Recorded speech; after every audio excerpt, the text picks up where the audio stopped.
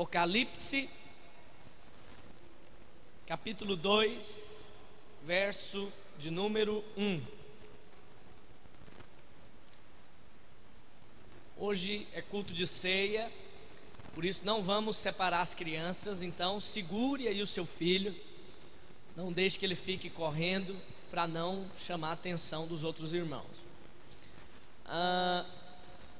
Eu estive meditando esses dias o que nós poderíamos compartilhar nesse tempo de edificação. E eu creio que talvez o que seja mais viável, mais interessante aqui para nós ministrarmos, seja as igrejas mencionadas em Apocalipse. Nós temos ali, a partir do capítulo 2, nós temos as 7 igrejas de Apocalipse. Eu sei que na maioria das igrejas, esse livro talvez é muito mal interpretado, e aí muitas pessoas dizem que é muito difícil de entendê-lo, colocam ali uma dificuldade muito grande sobre as costas aqui desse livro, sobre ele coloca um peso muito grande, e acham que não devem nem ler.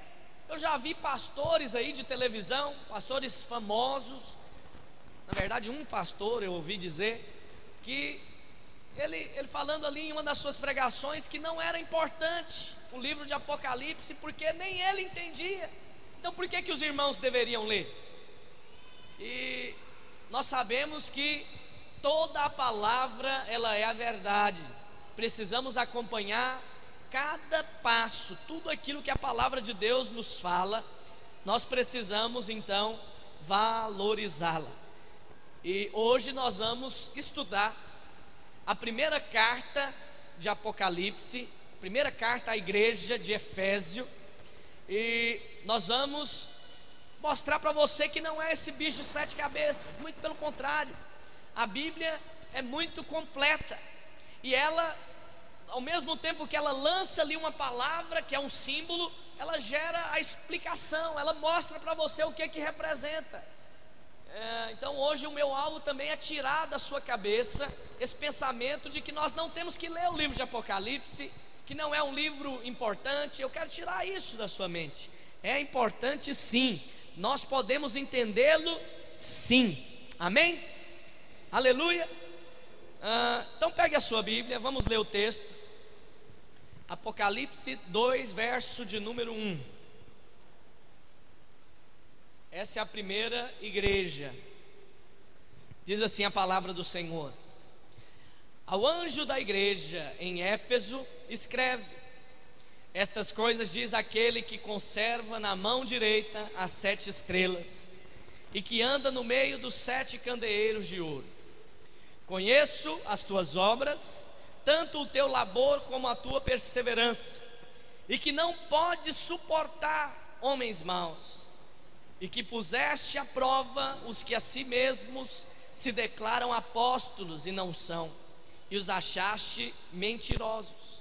Verso 3: e tendes perseverança e suportastes provas por causa do meu nome, e não te deixaste esmorecer. Tenho porém contra ti que abandonaste o teu primeiro amor. Lembra-te pois de onde caíste, arrepende-te e volta à prática das primeiras obras. E se não, venho a ti e moverei do seu lugar o teu candeeiro, caso não te arrependas. Tens contudo a teu favor que odeias as obras dos nicolaítas, as quais eu também odeio. Quem tem ouvidos ouça o que o Espírito diz às igrejas. Ao vencedor dar-lhe-ei que se assente, ou melhor, que se alimente da árvore da vida, que se encontra no paraíso de Deus.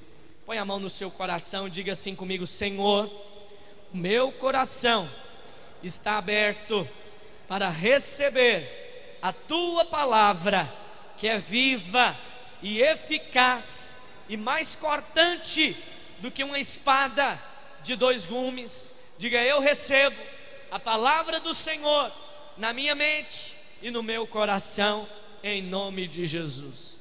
Aleluia.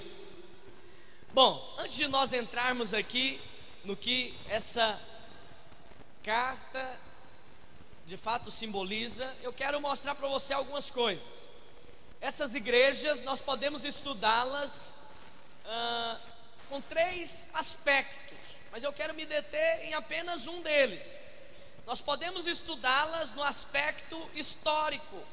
Qual que é o aspecto histórico? É que essas igrejas aqui mencionadas em Apocalipse, elas já existiram. Alguns anos atrás, elas já existiram. Então a igreja em Éfeso, a igreja em Laodiceia, em Tiatira, em Pérgamo, todas elas já existiram na história. São histórias de igrejas que já aconteceram, que já existiram.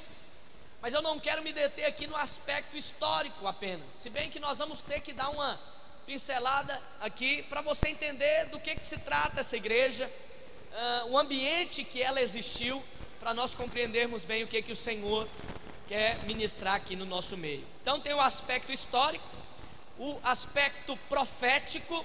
Qual que é o aspecto profético? Nós podemos olhar como a maioria das pessoas olham, a maioria dos estudiosos olham, que é que essas igrejas, elas representam, na verdade, igrejas em cada era, em cada momento da história. Então, por exemplo, a igreja de Éfeso é a igreja do primeiro século, e aí elas vão andando ali no decorrer dos tempos, elas vão apontando para algumas igrejas, e hoje nós temos que saber qual igreja que aponta para nós hoje. Por isso é que nós temos que estudar essas cartas. Então esse é o aspecto profético. E o último, que é o que nós vamos estudar, é o aspecto pessoal. O que é o aspecto pessoal? É que nós vamos olhar para essas cartas, para essas igrejas, olharmos para as suas exortações, olharmos ali para as suas aprovações e tomarmos como modelo para as nossas práticas hoje, tomarmos realmente para o lado pessoal. Então, tem algumas dessas cartas que o Senhor repreende severamente, tem outras que o Senhor dá ali elogios a elas. Então o que nós temos que saber? O que o Senhor elogia e o que o Senhor reprova, para que nós venhamos aprender com elas. Amém, meus irmãos? Então todas as aprovações, todos os elogios que vão gerar em nós um coração de vencedor, nós precisamos vivenciar cada uma delas. Amém? E olhar para aquilo que o Senhor repudia, aquilo que o Senhor não gosta, e não fazer o que aquela igreja fez. Então o alvo aqui de estudar essas cartas é o quê? É levar você a se tornar um vencedor. Presta atenção, o alvo é qual então? Levar você a se tornar um vencedor. Diga aleluia. Esse é o nosso desafio. Todas as cartas nós vemos ali uma promessa ao vencedor. Essas cartas, a Bíblia é tão perfeita que elas são divididas sempre, todas, em 3 partes. Primeira parte, você vai ver o Senhor se revelando ali de alguma forma para aquela igreja. Todas elas, você vai ver a revelação do Senhor. O Senhor se revela de uma forma ali para cada uma dessas igrejas, de acordo com as suas necessidades. Então, se uma igreja está necessitando de algo, o Senhor se revela a ela como aquela necessidade ali que eles estão precisando.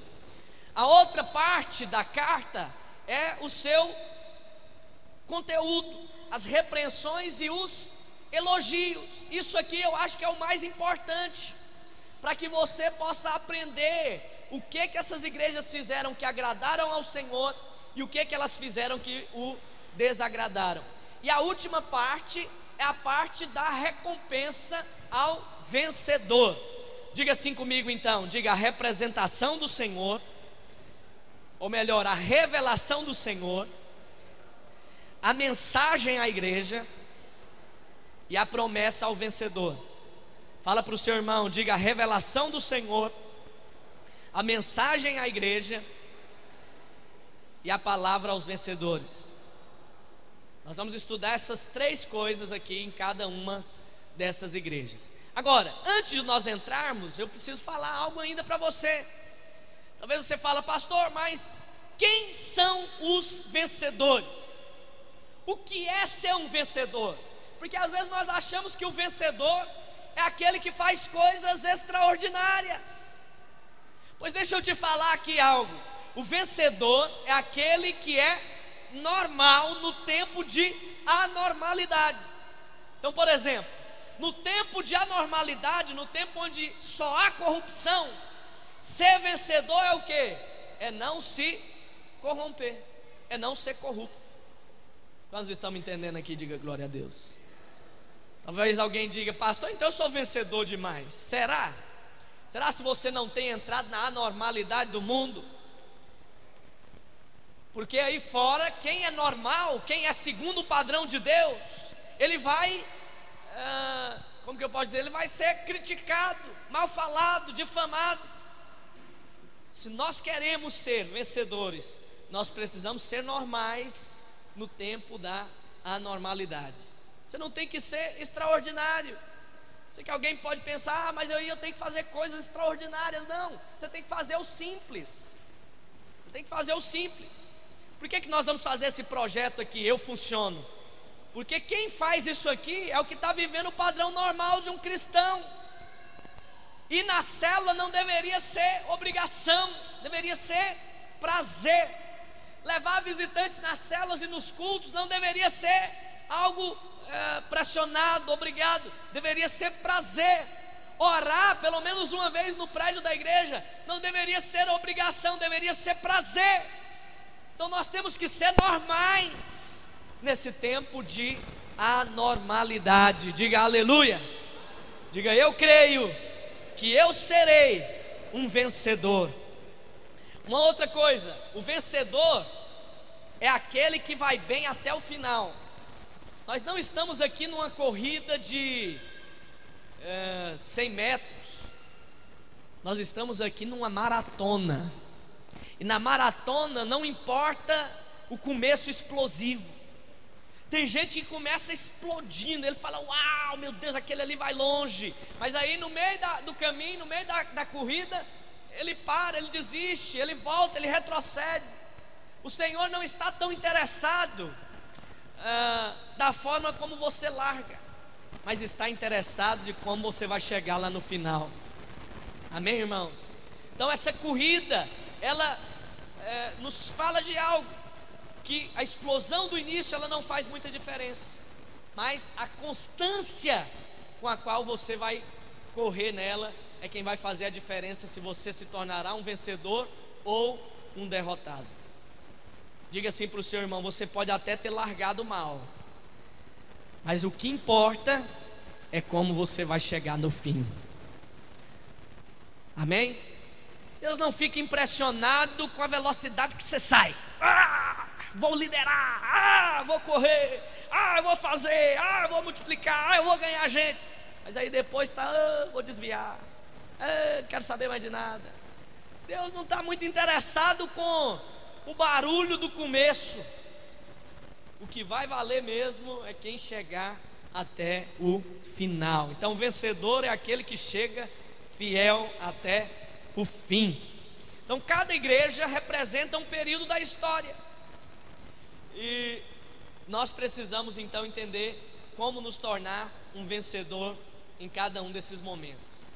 Agora, qual que é o aspecto, qual que é o contexto histórico aqui dessa igreja de Éfeso? Preste atenção aqui, olha para cá. Para você entender o que o Senhor falou ali, espiritual, você tem que entender o que aquela igreja estava vivendo, qual que era o ambiente. E aí, eu estava pesquisando aqui sobre essa igreja e percebendo que na verdade essa cidade de Éfeso, ela era uma grande cidade. Talvez se aproximava ali a segunda maior cidade romana naquela época. Possuía ali praticamente, nesse período aqui da igreja, onde ela é mencionada, cerca de 250 mil habitantes. Então ela era uma cidade enorme, sem contar que era uma cidade portuária. onde entravam e saíam muitas mercadorias, vinham muitos navios, muitas pessoas de fora. Era uma cidade, portanto, muito prostituída, uma cidade que tinha muitos ídolos, né? Se nós formos olhar na história, aqui nessa cidade tinha talvez o maior templo idólatra que havia naquela época, que era o templo da deusa Diana,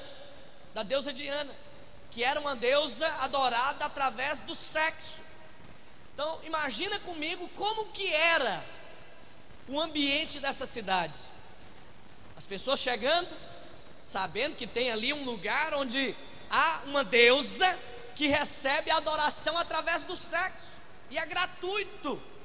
Você vai lá e tem relações sexuais ali para adorar uma deusa. Então era algo terrível o que acontecia ali naquela cidade. Era um ambiente terrível de prostituição, né? De traições, de relacionamentos de traição, de pessoas ali abandonando suas casas, abandonando suas esposas, para terem ali uma vida de idolatria a essa deusa. Era também uma cidade conhecida como, ela tinha uma das 7 maravilhas do mundo antigo, que era justamente esse templo da deusa Diana. Se encaixava em uma das 7 maravilhas. Se eu pesquisei também, e incrível que no meio dessa cidade, no meio dessa tribulação toda, haviam ali cristãos genuínos buscando ao Senhor e exaltando o nome dele. Eu vi um dado também que eu fiquei chocado. Essa cidade de Éfeso, ela não era tão conhecida pelos os jogos ali, né, as brigas nos coliseus. Mas você tem uma ideia, em Roma, que era a capital, tinha normalmente ali esses shows. Eles eram divulgados como brigas, né, entre o leão e o homem. E esses homens que lutavam contra os leões, adivinha que tipo de gente era? Cristãos, que eram enviados, adivinha de onde? De Éfeso. Então essa cidade, ela enviou muitas pessoas ali para o Coliseu, para o Império Romano se divertir, e eles pagavam o ingresso para assistir ali, entre aspas, a briga entre o homem e o leão, porque nós sabemos que não há briga entre o leão e o homem. Eles estavam na verdade indo ali para assistir o massacre do leão contra o homem. E aí eles deixavam ali aqueles leões famintos por dias, e soltavam ali alguns cristãos lá dentro. Às vezes eles tinham que cutucar os leões, e só poderiam sair dali ou se eles matassem os leões, ou se os leões os matassem. Mas a maioria nem saía mais de lá, nem saía. Por quê? Porque eram martirizados ali mesmo. Então no período dessa igreja, houveram ali muitos mártires, muitos homens que morreram em função do evangelho. Essa igreja então é uma igreja que aponta para um período ali de muito sofrimento na vida da igreja. Mas vamos ver como que o Senhor se revela. Esse é o primeiro ponto. Qual é a revelação do Senhor para essa igreja? Pegue a sua Bíblia de novo aí, Apocalipse 2:1. Qual é a revelação do Senhor?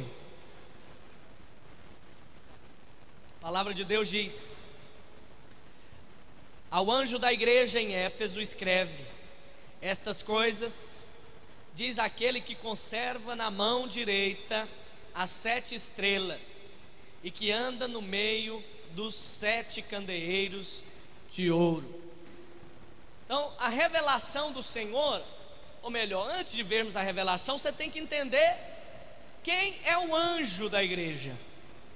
Isso aqui é unanimidade no meio dos estudiosos. Eles concordam que esse anjo da igreja aqui é o líder da igreja, é o pastor.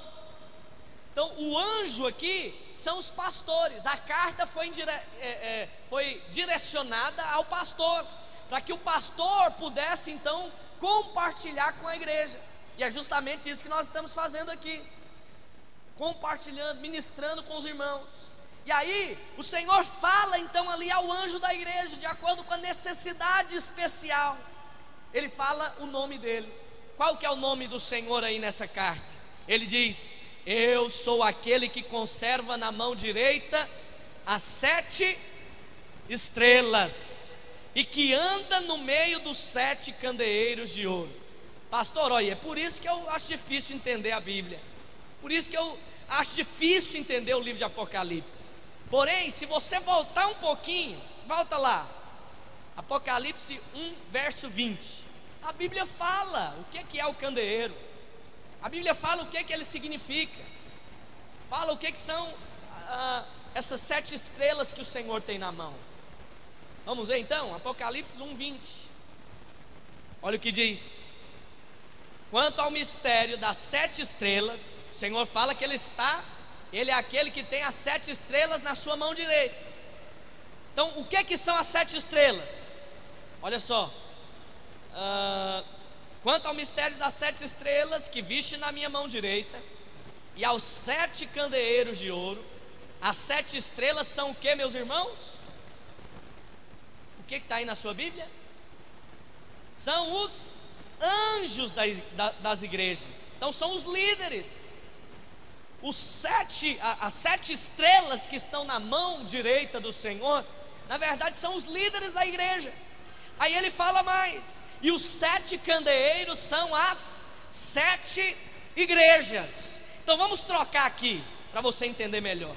O Senhor se revela como? Ele fala o seguinte: eu sou aquele que tem os líderes na minha mão direita.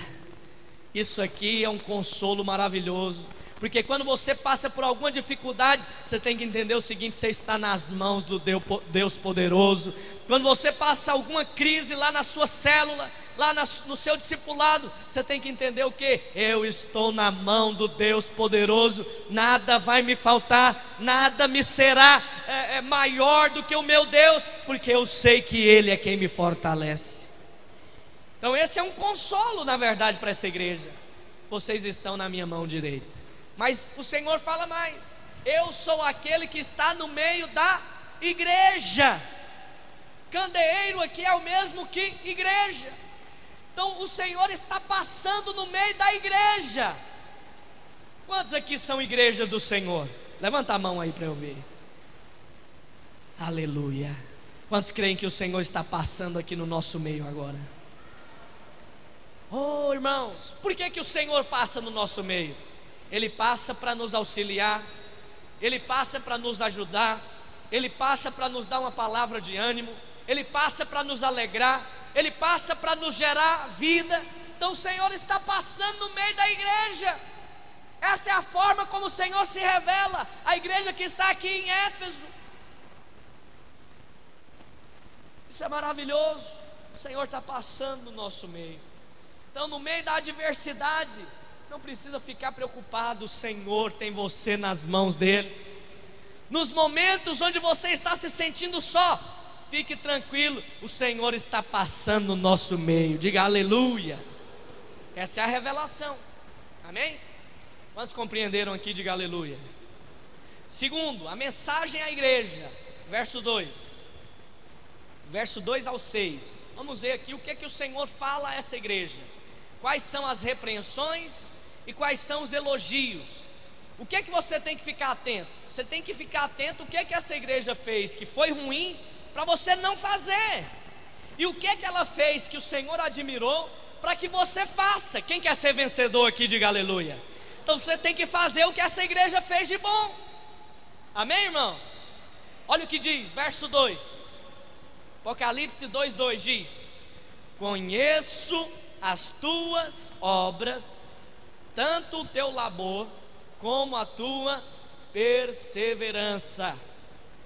Primeira coisa que o Senhor fala aqui à igreja é: eu conheço as tuas obras, conheço o teu labor e a tua perseverança.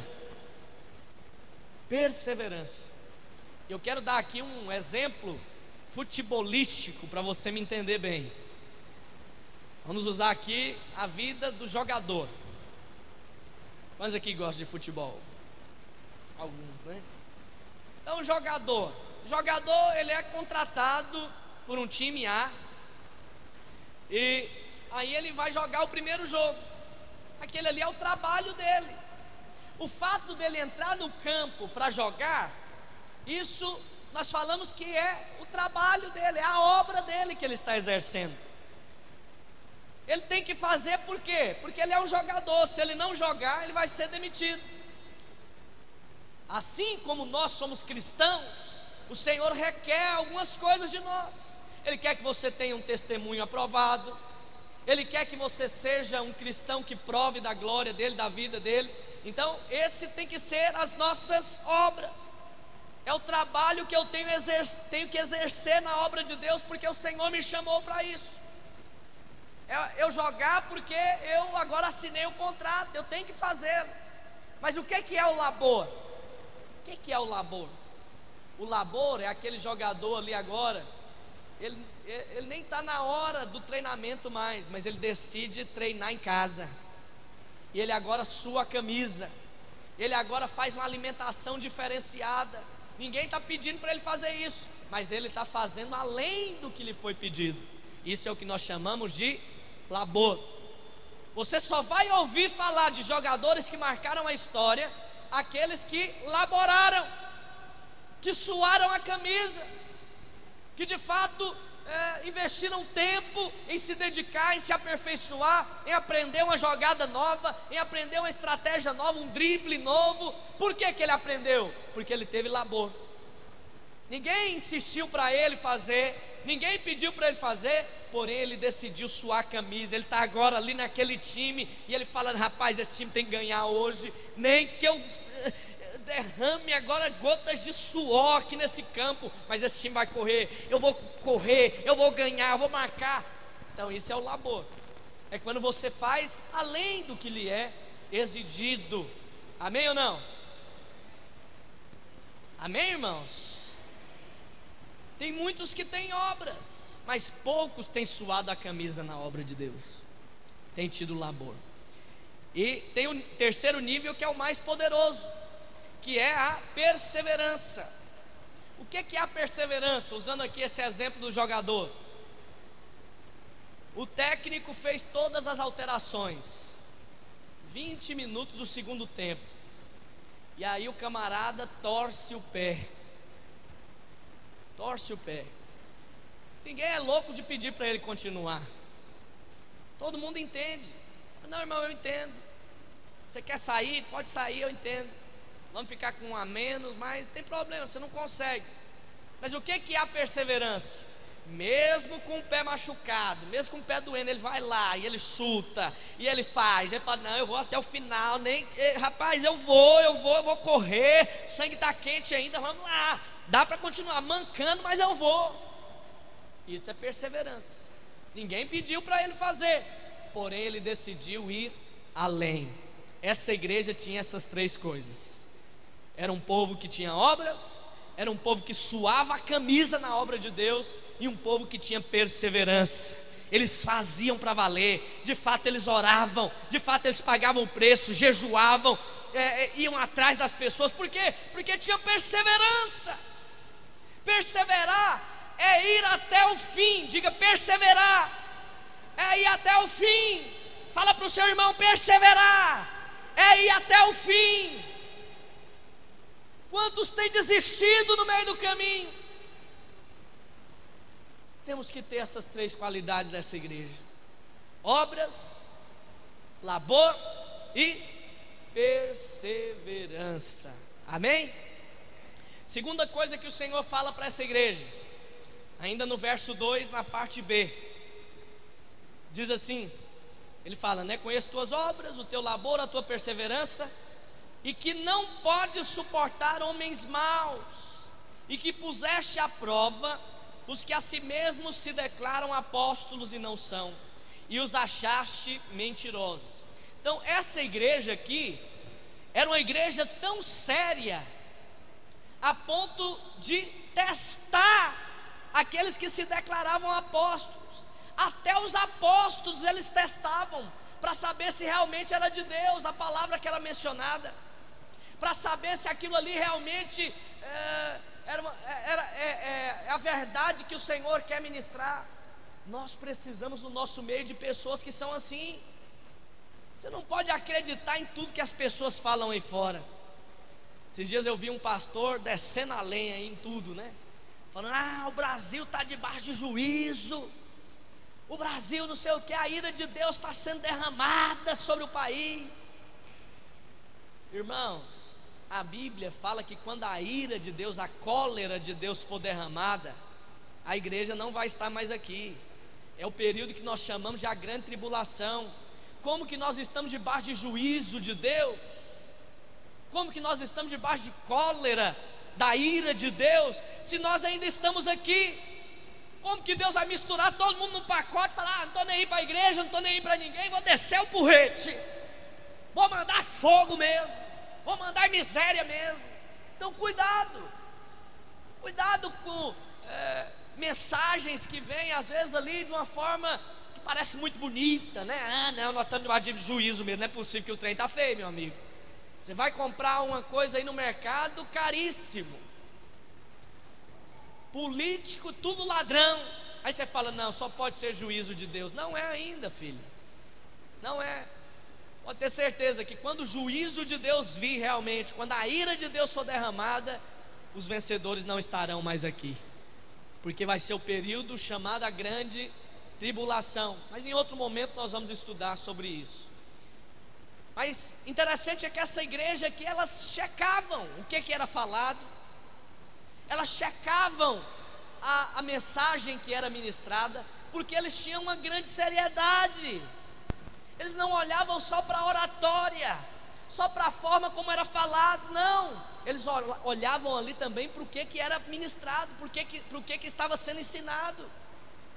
Eu fico olhando tantas coisas, irmãos, tantas coisas que as pessoas falam aí fora, e os membros estão lá, glória a Deus, aleluia, concordando com coisas que são erradas.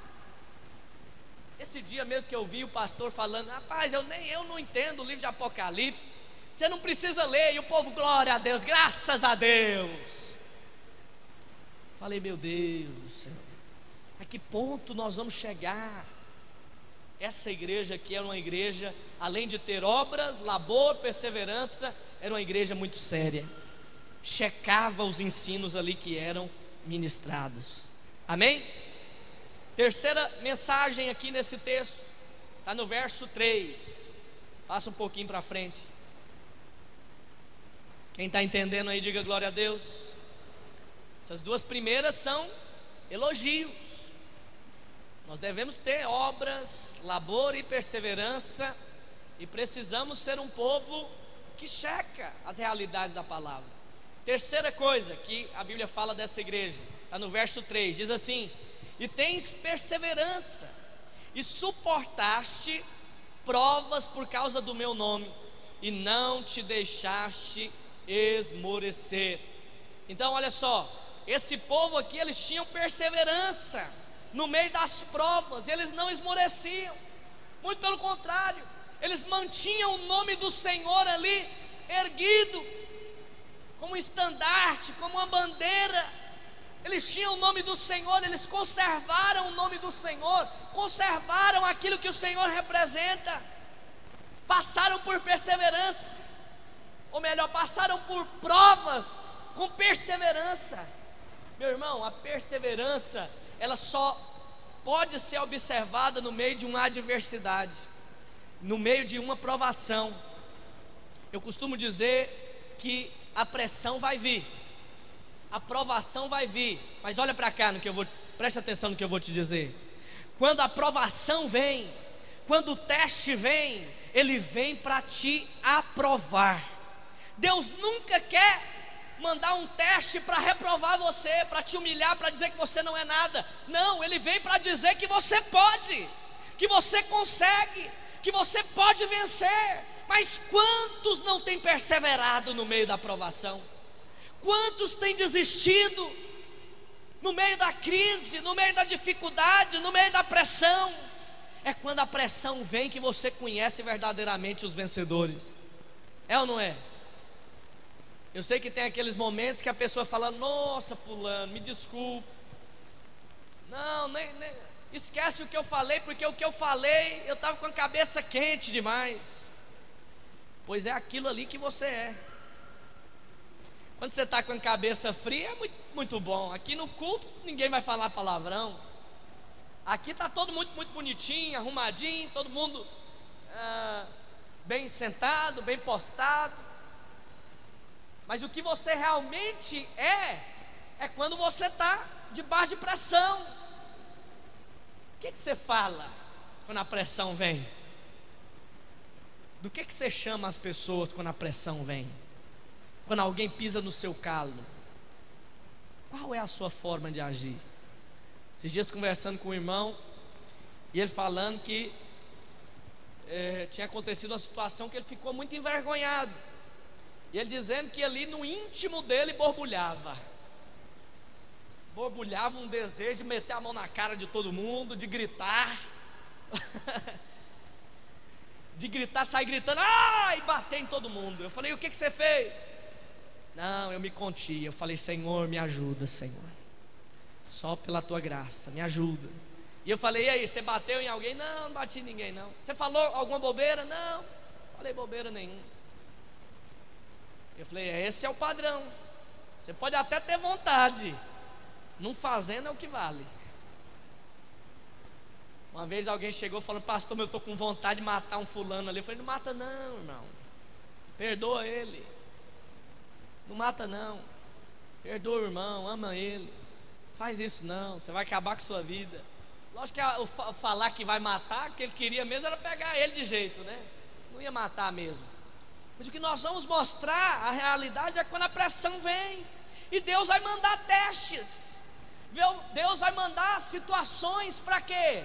Para testar, para checar você, a sua realidade. Então essa igreja aqui, eles perseveraram firmes, sem esmurecer. Terrível coisa é fazer uma obra com gente que você tem que estar insistindo com ele o dia todo. Todo dia você tem que falar: ô irmãozinho, vem para o culto, pelo amor de Jesus Cristo, vamos para a célula. Ô irmão, vamos orar no prédio, por favor irmão, vamos fazer isso, vamos fazer aquilo. Por que ele está assim?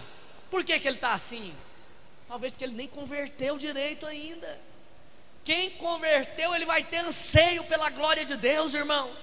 Quem converteu, ele vai almejar em estar aqui.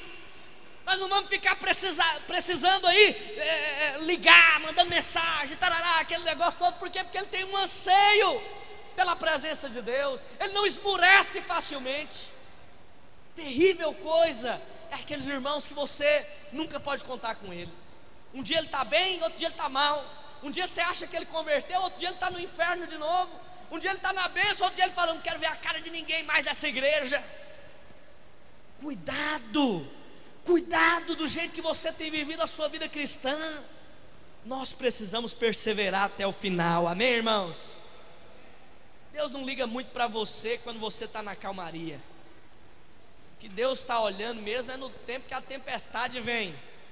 Aí Ele olha qual é a sua reação. Quando a provação vem, aí Deus olha: não está confiando não ainda. Ainda não está confiando. Ainda não amadureceu realmente. Como que você é diante de Deus? Esses irmãos aqui, eles perseveraram mesmo no momento de dificuldade, não esmoreceram. Amém? Então, além de ter obras, labor, perseverança, checar ali a realidade das palavras ministradas, esse povo aqui, eles não esmoreceram, perseveraram. Quarta mensagem no texto, está no verso 4, diz assim: olha só, aqui nós entramos agora numa repreensão. O Senhor fala algo que aquela igreja perdeu. Diz o seguinte: tenho porém contra ti que abandonaste o teu primeiro amor.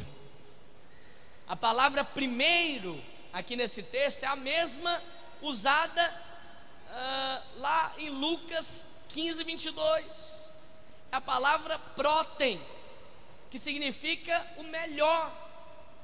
Quantos perderam o melhor amor? O melhor amor. perderam a intensidade de buscar a Deus, talvez por causa do pecado, talvez por causa das situações da vida, perderam a intensidade, não tem mais aquela paixão que tinha inicialmente, não tem mais aquele labor, não tem mais aquela perseverança que tinha antes. Por quê? Porque perdeu o melhor amor, não chora mais como chorava antes, não clama mais como clamava antes, porque perdeu o primeiro amor. Deixa eu te falar algo aqui, não basta nós termos obras simplesmente. Essa igreja tinha obras, tinha perseverança, tinha labor, mas estava faltando o primeiro amor. Eu vou te dizer aqui, meu querido, você pode até fazer muitas obras, mas se você faz sem Jesus, não vale nada. Não vale nada. Se você faz sem o primeiro amor queimando ali no seu coração, você está sendo só um trabalhador comum, um robô. Deus não criou o homem e colocou ele numa fábrica. Deus criou o homem e colocou ele no jardim. Por quê? Porque o alvo de Deus era que o homem tivesse amor, relacionamento, revelação do quanto ele era amado. Amém? Amém, irmãos? Quando perdemos o primeiro amor? Quando vivemos na prática do pecado. Mateus 24:12 diz: e por se multiplicar a iniquidade, o amor se esfriará de quase todos. O pecado faz o amor se esfriar. Quantos têm vivido na prática do pecado? Perdemos o amor também quando perdemos a alegria da salvação. Salmo 51 diz: restitui-me a alegria da tua salvação. Quantos perderam a alegria de terem sido salvos? Não falam mais para as pessoas do que Jesus fez na vida dela. Por quê? Porque perdeu a alegria da salvação, perdeu a razão de viver, não consegue mais reconhecer o quanto são amadas de Deus, e por isso perderam o primeiro amor. Perdemos o amor também quando permitimos que algo precioso se torne comum. Quantos aqui perderam o primeiro amor porque têm tornado as coisas de Deus como coisas comuns, como coisas qualquer? Perdemos também o primeiro amor quando a apatia entra em cena. O que é a apatia? É aquele negócio, nem cheira e nem fede, nem vai nem vem, nem é quente nem é frio. Apatia, indiferença ao Senhor. Quantos estão mortos, irmãos? O Senhor abomina isso. Volte hoje ao primeiro amor. Amém?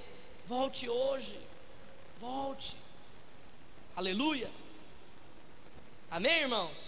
O Senhor dá um conselho, e a quinta coisa aqui que Ele fala nessa mensagem, além desses irmãos terem o labor, já estou terminando, além deles terem o labor, a obra, a perseverança, checar o que estava sendo ministrado, além de permanecerem ali firmes até o final, sem esmurecer, mesmo abandonando o primeiro amor, o Senhor ainda fala mais uma repreensão para eles. Ele fala: olha, se não se arrepender, eu vou remover o seu lugar, o candeeiro. Está no verso 5, vamos ler isso. Diz assim: lembra-te, pois, de onde caíste, arrepende-te e volta à prática das primeiras obras. Se não, venho a ti e moverei do seu lugar o teu candeeiro, caso não te arrependas. O candeeiro é o que, meus irmãos? A igreja. A igreja. Se vocês não mudarem, eu vou remover do vosso meio a igreja. Isso é muito sério, muito sério, porque o Senhor está aqui falando: se você não voltar para o primeiro amor, a igreja vai se acabar. Não tem como permanecer uma igreja sem amar ao Senhor. Se nós não tivermos aqui homens e mulheres apaixonados pelo Senhor, meu irmão, essa igreja aqui não vai prevalecer. Só pode prevalecer uma vez que o amor estiver no nosso meio. Eu pergunto para você: tem uma fome borbulhando dentro do seu coração? Tem uma paixão borbulhando dentro de você para ter mais de Deus? Quantos tem aqui? Diga glória a Deus. Aí o Senhor nos dá agora um caminho para voltar ao primeiro amor. Primeira coisa que Ele diz é: lembra-te, pois, de onde caíste. O Senhor está falando para você lembrar. Lembra onde você caiu e muda. Muda. Não deixe que o pecado esmureça você. Não deixe que as obras do diabo esfriem o seu espírito. Amém, irmãos? No verso 5 ele fala: lembra-te de onde caíste. É o primeiro conselho. Segunda coisa que o Senhor fala, Ele diz: arrepende-te e volta ao primeiro amor. Arrepende-te. Arrepende-te do que você já fez. Lembra-te dos momentos lá atrás, as músicas que te tocavam. Lembra-te do seu encontro, quando você chorava na presença de Deus. Lembra-te dos momentos ali onde você era tocado pelo Senhor. Quantos irmãos às vezes estão insensíveis, não conseguem mais sentir alegria. Canta uma música animada, ele não dança. Canta uma música de choro, ele não consegue chorar. Por quê? Talvez porque perdeu o primeiro amor. Músicas que antes você ouvia e você se derramava. Músicas que antes você ouvia e você se alegrava, pulava, gritava, dançava. Hoje você não faz mais. Por que que isso aconteceu? Porque talvez você perdeu esse primeiro amor. Lembra-te de onde caíste. Arrepende-te e volta ao primeiro amor. Senão o Senhor removerá o candeeiro do nosso meio. Sabe o que é mais triste dessa igreja aqui de Éfeso? É que hoje, se você for lá no mapa e procurar Éfeso, nem existe mais, nem a cidade. Hoje é a região ali da Turquia.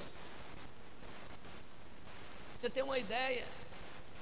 No lugar ali onde se encontrava Éfeso, não tem mais nem uma igreja. Nem uma igreja. Por que que não tem? Porque o candeeiro foi removido. O Senhor deu a oportunidade deles voltarem ao primeiro amor, mas eles não voltaram. Perderam a oportunidade de honrar ao Senhor com o seu amor. Por mais de 1000 anos, irmãos, não tem havido igrejas ali naquele lugar, porque o candeeiro foi removido. Hoje, se você olhar, tem igrejas em Roma, em Corinto, em Tessalônica, mas em Éfeso não tem mais. Por que que não tem? Porque eles não se arrependeram. Eles não retornaram ao primeiro amor. A mensagem que eu tenho para você hoje é: volte ao primeiro amor, meu querido. Volte. Amém? Volte. A última coisa que o Senhor fala para essa igreja está no verso 6. Ele faz mais um elogio para essa igreja.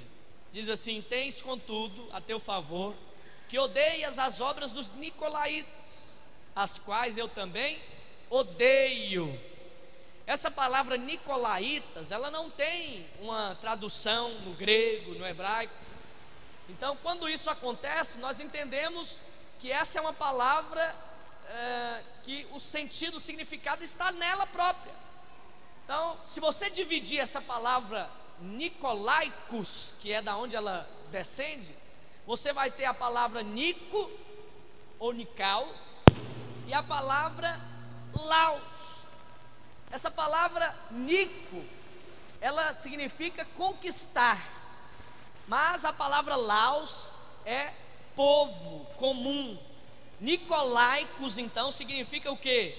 Aquele que domina sobre o povo. Isso aqui nos fala de quê? De uma postura, como que eu posso dizer? Clericalista. Os nicolaítas eram clericalistas. O que é o clericalismo? O pastor piorou tudo. Clericalismo é achar que Deus só fala através de um homem. Clericalismo é você vir num culto e achar que Deus só fala com o líder, só fala com o pastor. Deus não pode falar com você. Isso é clericalismo, isso é obra de nicolaítas. A Bíblia diz que o Senhor abomina, o Senhor odeia esse tipo de pensamento.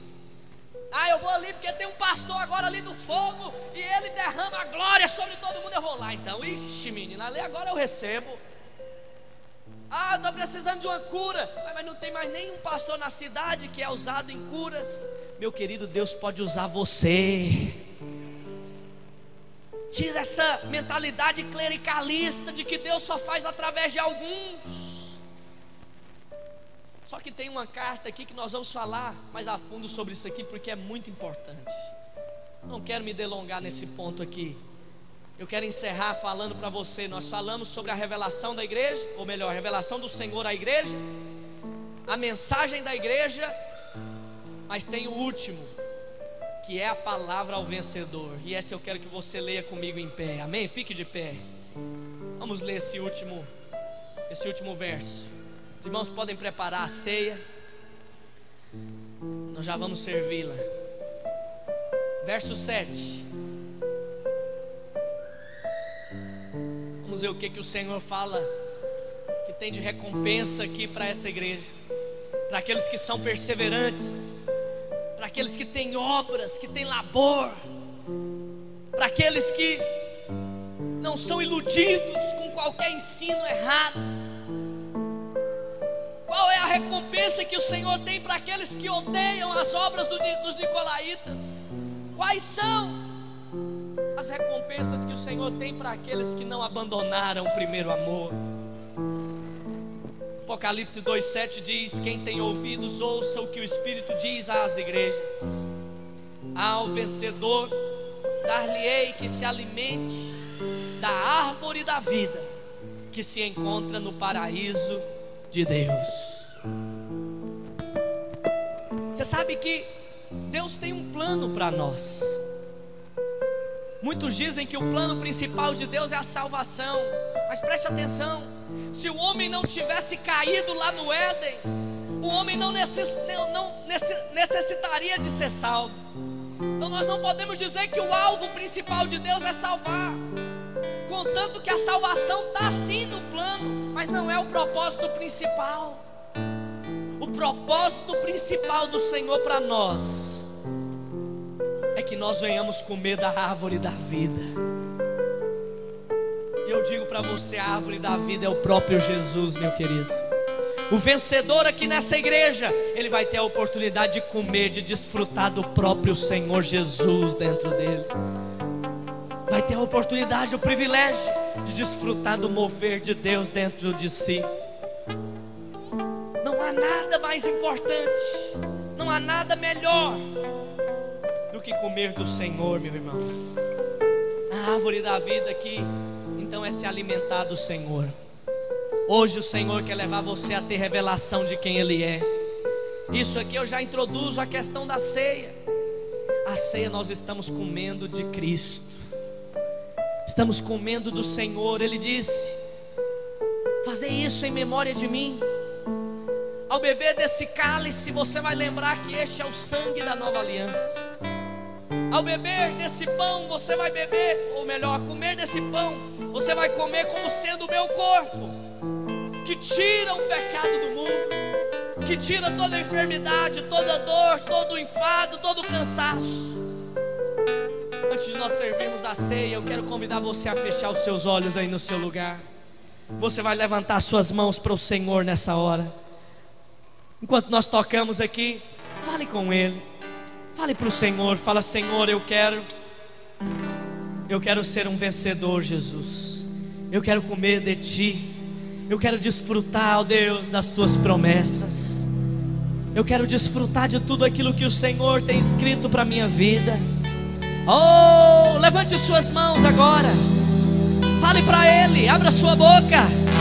Diga para o Senhor, diga: Senhor, eu quero comer da árvore da vida. Oh, Espírito Santo de Deus, leva-nos a voltar ao primeiro amor, Senhor. Nós não queremos viver, Senhor Jesus, distantes da Tua graça, distantes do Teu amor, da Tua unção. Vem sobre nós, Senhor Jesus. Manifesta o teu mover neste lugar.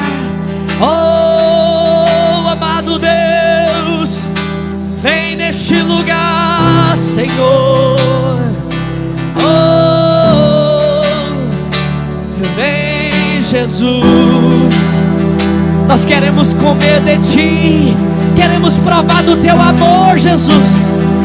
Não nos deixe perder o primeiro amor. Oh, Espírito Santo de Deus, ouve o nosso clamor nessa noite, Senhor. Nós queremos ter obras, queremos ter um labor, a perseverança, mas queremos ter também o primeiro amor, Jesus. Livra-nos, ó Deus, de termos o candeeiro removido. Livra-nos, ó Deus, de perdermos a essência da Tua graça, do Teu fluir. Manifesta o Teu poder neste lugar, Senhor. Eu percebo muitos irmãos aqui nessa noite que perderam o primeiro amor, que perderam a vontade de orar, que perderam a sensibilidade de chorar na presença de Deus. Fala para Ele agora. Fala para Ele agora, fala: Senhor, me ensina a lembrar aonde eu caí, Jesus. Fala para Ele, fala: Senhor, eu me arrependo. Eu me arrependo, ó Deus, dos momentos ali que me esfriaram. Me leva a ser um vencedor, Senhor. Oh, o Senhor é aquele que tem você nas mãos dele, meu querido. Ele está passando aqui no nosso meio. Ele está aqui neste lugar. Ele conserva na sua mão direita as 7 estrelas. Ele conserva na sua mão direita os líderes dessa igreja. E Ele está passando agora no meio dos candeiros. Ele está passando agora no nosso meio. Prove agora do toque de Deus. Prove agora da glória, do fluir de Deus no seu coração. Seja cheio, seja cheio.